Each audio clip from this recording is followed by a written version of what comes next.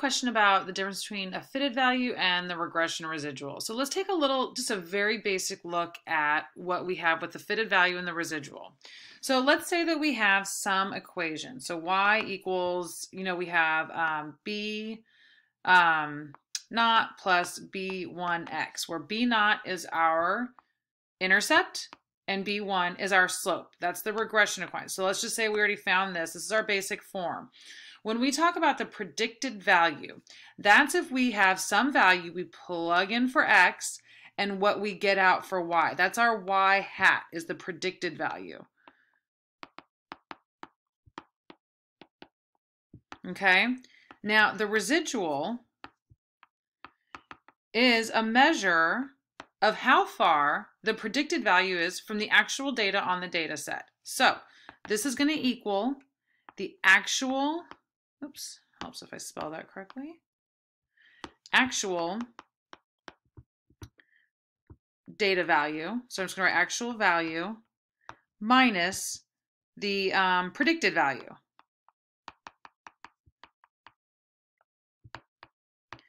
And that's why we look at the sum of square residuals, because what it does is it takes all the sample data and it's a measurement of how far the data set is, the sample data, all those data points are from the regression line. Like, how good of a fit is it?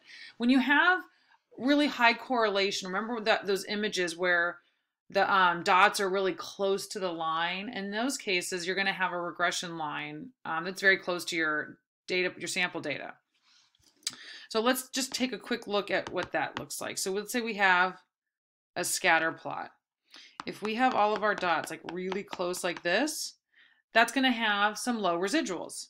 Now you have some other data, let's erase all this, where it's all over the place. This is a very low correlation, or 0.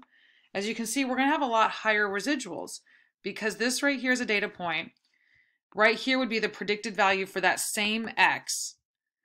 This distance, that's your residual. All right, so from here to this data point, for let's say this is x1 and let's just say this is some x2, that distance is another residual. All right, so let's take a look at a very, very basic example. So let's say that we have some equation that we already found, where it's y equals 3 plus 2x, where 3 is our intercept and 2 is the slope.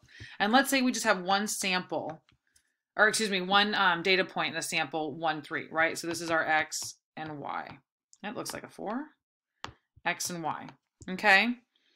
So what we would do then to find our predicted value, our y hat, is going to equal 3 plus 2 times 1, because we take that x and we plug it in there. All right, this is going to give us our fitted value. So 2 times 1 is just 2, remember, so that's going to be 5. So in this case, our fitted value, our predicted value, or our y hat is 5. So here's our actual value. That's our actual sample data, but here we have 5. So let's take a look at what this looks like. So again, here we have a plot. This is just a fictitious line, okay? I'm just picking out a very simple example. So let's say we have this regression line. And let's say this is x equal to 1. So right here on the line, that's 1, 5. But in our actual sample data, we actually had a point down here. That's 1, 3. So that right there, that would be the residual. Okay, so we would say that residual is the actual, which is 3 minus 5, which equals -2.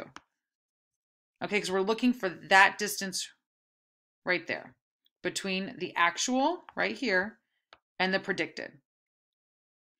All right, so that's a little bit about the fitted value and the residual and what they mean to look at. So I hope that helps clarify. If you have any other questions about that or anything else, let me know.